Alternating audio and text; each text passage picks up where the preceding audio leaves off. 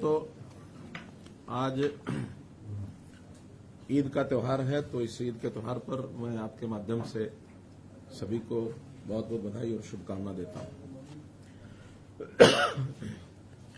दूसरा, आज के इस पत्रकार वार्ता में मुख्य रूप से जिसलिए आप लोगों को बुलाकर मैंने जो बताना चाह रहा हूं मैं कि जैसे हम देख रहे हैं, कल मानसून सत्र केंद्र यानी संसदीय सत्र जो शुरू हो गया है, और उसमें कल के घटनाक्रम से जो चीजें निकल करके आई वो बहुत ही एक प्रकार की चिंता पैदा करने वाली है, बहुत ही एक प्रकार से ध्यान आकर्षण करने वाली है। इस बार के मानसून सत्र में आखिर संकेत पहले मिलते हैं कि किन किन बातों को लेकर के चीजें आगे बढ़ेंगी।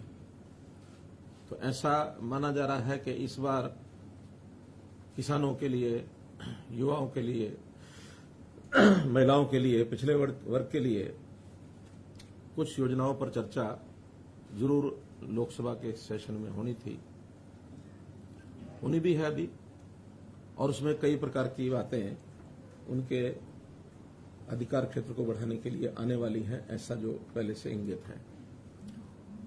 लेकिन विरोधी पक्ष कांग्रेस का एक हमेशा एक टारगेट रहा है कि कभी भी देश में कोई अच्छी बात होने की संभावना हो तो उससे पहले कुछ ताकतों के साथ मिल करके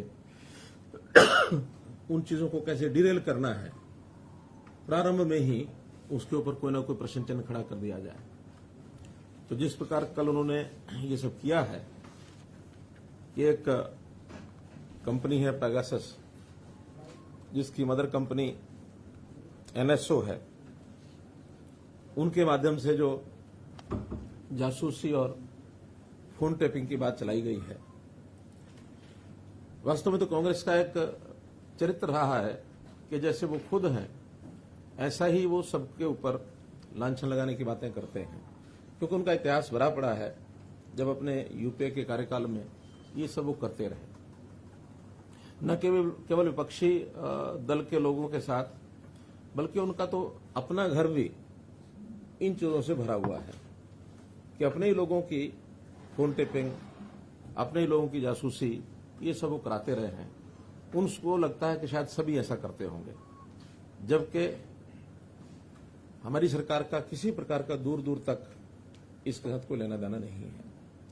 और उनके यहां का इतिहास तो ये है कि आपको ध्यान में होगा, एक बार उस समय के वित्त मंत्री प्रणब मुखर्जी ने,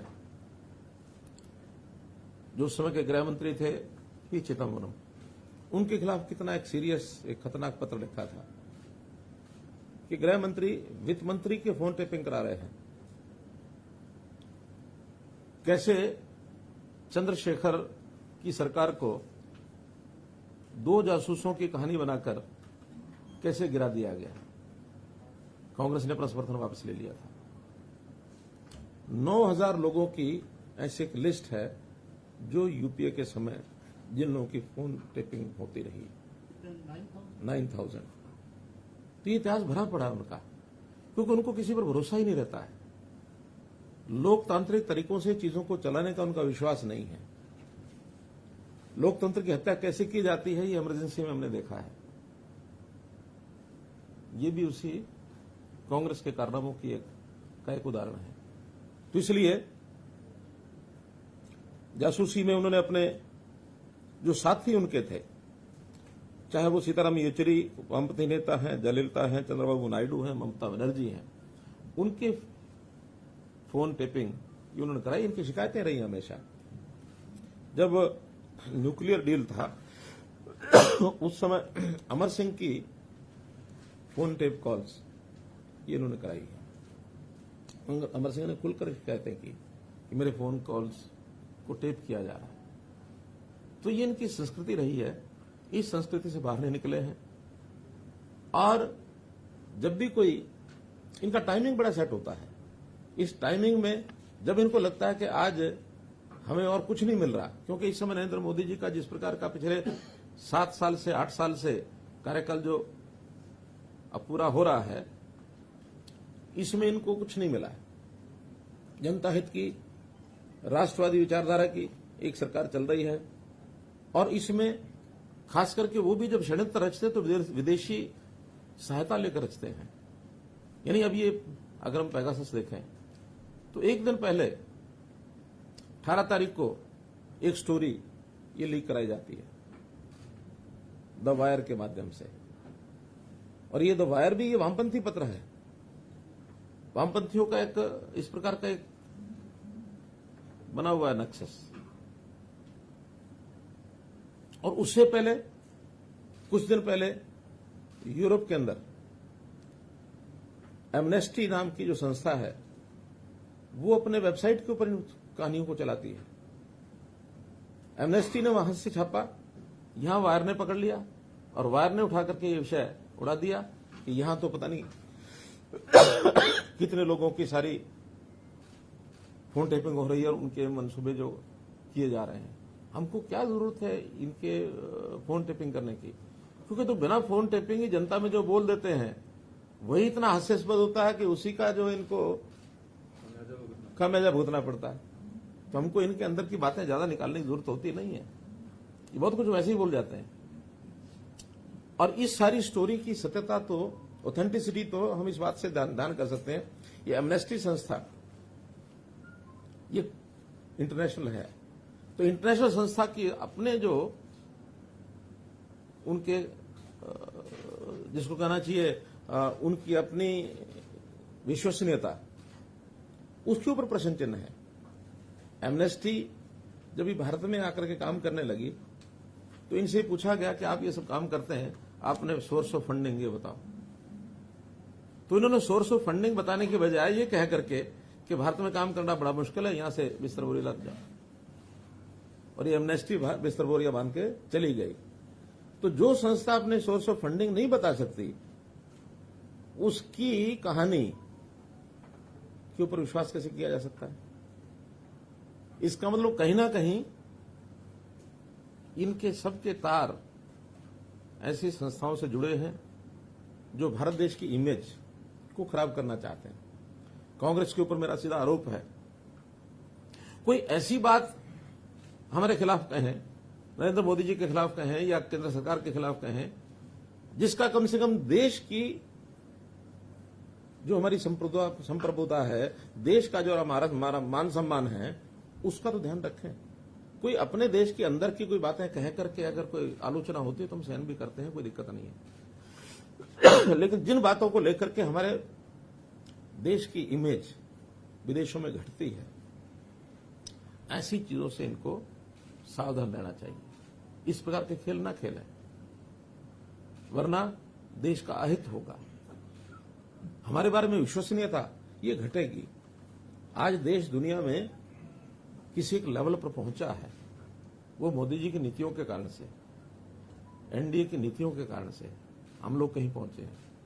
लेकिन उसको धरातल पर न उतरने देने के लिए, उसको बदनाम करने के लिए जिस प्रकार की कहानियां ये बनाते हैं, तो इन कहानियों को जैसा ये कर रहे हैं इसकी मैं निंदा करता हूं।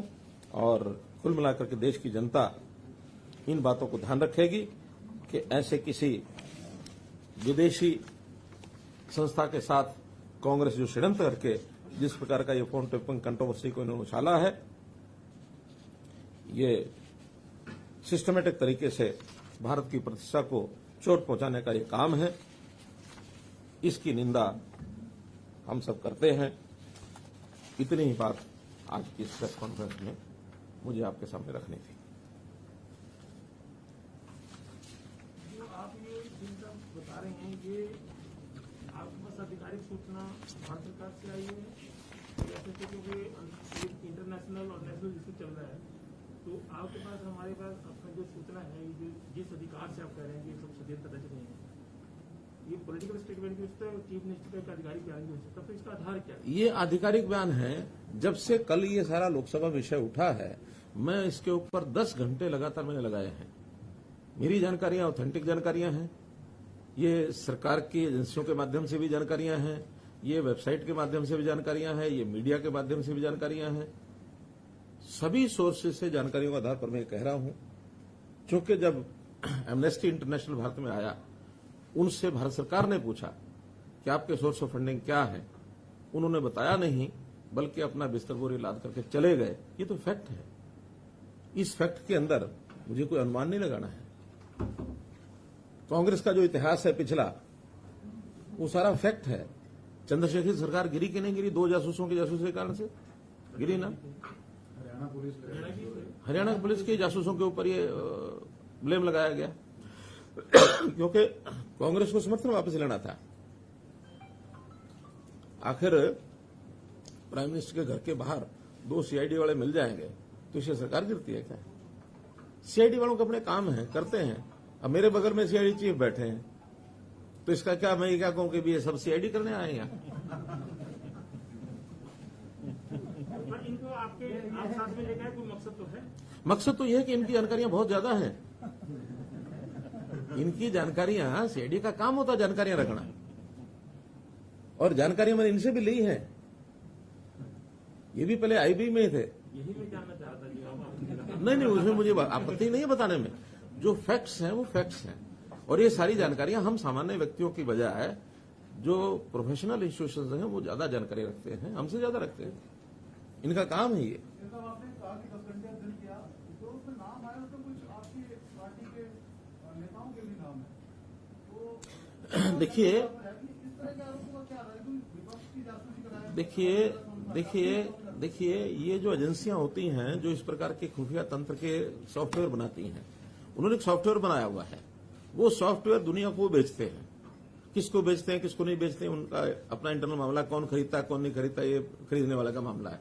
क्या उनका हेतु होता है, ये उनका मामला है। लेकिन उसके अंदर बहुत से जो उनका डाटा बनता है टेलीफोन नंबर्स का, पता नहीं, हो सकता मेरा भी टेलीफोन नंबर उसमें हो, आप लोगों का भी किसी में हो। तो डाटा बेस जो होता है फोन नंबर्स का, वो जो 50,000 फोन नंबर्स जो रिलीज किए गए हैं, वो उनके हो सकता है टारगेट रहे हों, लेकिन वो टारगेट किसने बनाया और कौन सी कंपनी ने कहां से जाके लिए, और वो सारे कोई उनके ऊपर कोई स्पाईवेयर काम किया क्या नहीं किया, ये कहीं कोई प्रमाण नहीं है।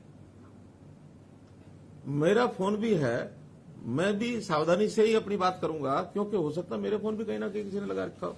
दुनिया में बहुत सी ऐसी एजेंसीज हैं जो इस प्रकार के जासूसी काम करते हैं, दुनिया में है। लेकिन हमारा उसमें क्या रोल है?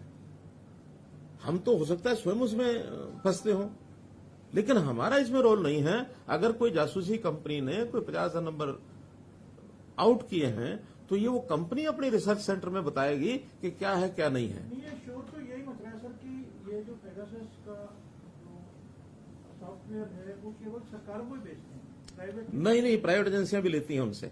हाँ, वो भी लेती हैं। अब ये हो सकता है कि प्राइवेट एजेंसियां उनसे प्राइवेट तरीके से लेती हों, डिक्लेयर ना करती हों, क्योंकि बनाने वाली जब एजेंसी प्राइवेट है, ये कौन सी सरकारी है? नहीं, हमारे पास इसकी कोई जानकारी नहीं है। लेकिन अगर किसी के नंबर किसी प्राइवेट एजेंसी ने ले रखे होंगे और हमारे पास कोई शिकायत आएगी तो हम ढूंढ जरूर देंगे। हमारे पास कोई शिकायत आए तो हमारे पास इतने सिस्टम हैं कि उसको ढूंढ जरूर देंगे। का मामला है, इसको कांग्रेस से प्रूफ दे रही है, इसकी वजह आप यही मानते हैं कि जो तमाम मुद्दे हैं जो लोकसभा के सदन की कार्रवाई के दौरान सामने आने जैसे किसानों की बात है, युवाओं की जो आपने कहा, तो यही कारण है उनको कैसे ओवरशैडो किया जाए, उनके ऊपर कैसे एक ऐसा मुद्दा डाल दिया जाए जिसके अंदर चर्चा चलती रहे और बाकी सारे विषय गौण हो जाए। मुख्यमंत्री जी, दुनिया के 17 मीडिया ऑर्गेनाइजेशन ने मिलकर ये पेगासस प्रोजेक्ट पर काम किया है। क्या आपका मानना है कि ये सारे वामपंथी विचारधारा से जुड़े हुए हैं? उसमें वायर एक है, हाँ, वायर एक है। तो वायर वामपंथी है, आप सिद्ध कर लीजिए। वाशिंगटन पोस्ट, द गार्जियन, सब ऐसी ऐसी संस्थाओं से जुड़े हुए हैं जिन संस्थाओं का किसी देश के साथ कोई लगाव नहीं है। ये सब अपने अपने तरीके से ये काम करने वाली संस्थाएं हैं। ये कोई देशभक्ति या देश के प्रति प्यार रखने वाली संस्थाएं नहीं है। सवाल ये है कि लोकसभा से पहले क्यों आते हैं?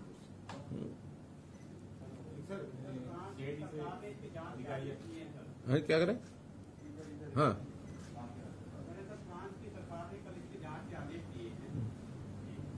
सरकार ने, फ्रांस की सरकार ने तो करे ना, फ्रांस की सरकार जांच करे।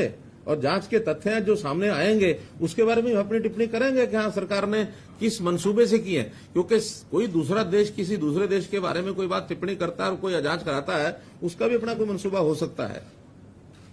हमारे अपने देश की एजेंसी पर तो हम भरोसा करेंगे, लेकिन बाहर की एजेंसी के ऊपर हम एकदम को भरोसा करने की बात नहीं है। जब चीजें तथ्य सामने आएंगे तब देखेंगे। और देखिए, इन सारी बातों का एक जो मुख्य बात है, मान लो ये विषय था भी सही, कोई ऐसा असल में तो कोई है नहीं, लेकिन इसकी कोई विषय को उठाना ही था तो ये 20 दिन पहले, महीना पहले, 2 महीने पहले, 15 दिन पहले क्यों नहीं हुआ? विषय तो ये सालों से चल रहा है। ये कंपनी 2018 से ये काम कर रही है। विधानसभा का, लोकसभा का सत्र शुरू हुआ उससे 1 दिन पहले इस विषय को उठाने का हेतु क्या है? ताकि हमें शोर मचाने के लिए कोई मुद्दा मिल जाए। क्योंकि सब तो जरूरी नहीं कि 10 घंटे का समय लगाएंगे, जैसा आज मैं अथॉरिटेटिव बोल रहा हूं, ऐसे सब लोग 10-10 घंटे का समय लगाएंगे और फिर जाके बोलेंगे। लोकसभा में हर प्रकार के लोग बैठे हैं, अब उनको अपनी बात को ऐसे बताने के लिए कि हाँ भी हम ये बहुत बड़ा कुछ कर लिया हमने और उसके कारण से शोर मचाना और विधानसभा का लोकसभा को न चलने देना। क्योंकि पहले भी कई किस्से ऐसे आए हैं, जब किसी मुद्दे को पकड़ते हैं लोकसभा को कितने दिन अवरोध डालना, ये जो अवरोधक है ये वास्तव में देश की प्रगति में अवरोध पैदा करते हैं। ये सरकार चलाने में अवरोध पैदा नहीं कर रहे हैं, देश की प्रोग्रेस में अवरोध पैदा कर रहे हैं। नहीं तो करेगी तो उनको जवाब मिलेगा। लोकतंत्र तरीके में प्रदर्शन करें, प्रदर्शन करना अधिकार है सबका, लेकिन प्रदर्शन करने में जो कहेंगे उसका जवाब तो हम देंगे ही। लोगों को लोक जागरण तो तभी होता है जो लोगों में ये सारी बातें जाएंगी। आखिर मुझे प्रेस कॉन्फ्रेंस करने का हेतु क्यों ध्यान में आया? इसलिए कि इन विषयों की जानकारी आपके माध्यम से लोगों को मिले, लोगों का जागरण हो कि कांग्रेस क्या करती है। कांग्रेस की काली करतूतें ये कभी भी कामयाब नहीं होंगे, न ये देश में होंगे, न ये हरियाणा में होंगे। हरियाणा की बात बताता हूं आपको। अब CMEI क्या है संस्था? CMIE हर बार ये पिछले 1.5 साल से 2 साल से कि बेरोजगारी 29% हो गई, बेरोजगारी 35% हो गई, बेरोजगारी 36% हो गई। और हमने कहा कि सेल्फ डिक्लेयर्ड, जिन लोगों ने डिक्लेयर किया कि मैं बेरोजगार हूं, वो 6.1 है। हमारे पास तो अब क्योंकि हमने तरीका खोज लिया अपना, ये तो सैंपल इकट्ठा करते होंगे CMI वाले, तो 2000 सैंपल ले लिए, उसमें कुछ रिटायर्ड लोगों भी डाल लिया, कुछ और। अब रिटायर्ड आदमी क्या कहेगा मैं रोजगार वाला हूं? 60 साल से ऊपर के आदमी का तो पूछने का कारण ही नहीं है। बेरोजगारी होती है 18 साल से 60 साल के बीच में, रादर 18 से 58। ये जो 40 वर्ष का जो कार्यकाल है किसी का, इसमें रोजगार है कि बेरोजगार है, इन्हीं का मूल्यांकन होता है। अब 75 साल के आदमी को आप कहेंगे क्या बेरोजगार है कि रोजगार है? कोई अर्थ है? या किसी स्कूल कॉलेज विद्यार्थियों को कहेंगे रोजगार है कि बेरोजगार है? कोई अर्थ है उसका? कोई अर्थ नहीं। कुल मिलाकर सेल्फ डिक्लेयर्ड लोगों ने 6.1% लोगों ने कहा कि हाँ मैं बेरोजगार हूं, और मानते हैं 3 से 5% बेरोजगारी हर एक देश में, हर एक प्रांत में, हर जगह रहेगी।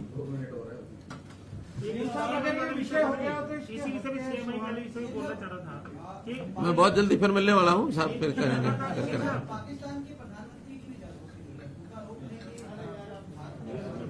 इंडिया की बात करें। मेरा कहना है कि हमें तो अपने बारे में विचार करना चाहिए कि हमारे देश के अंदर कौन क्या खेल खेल रहे हैं।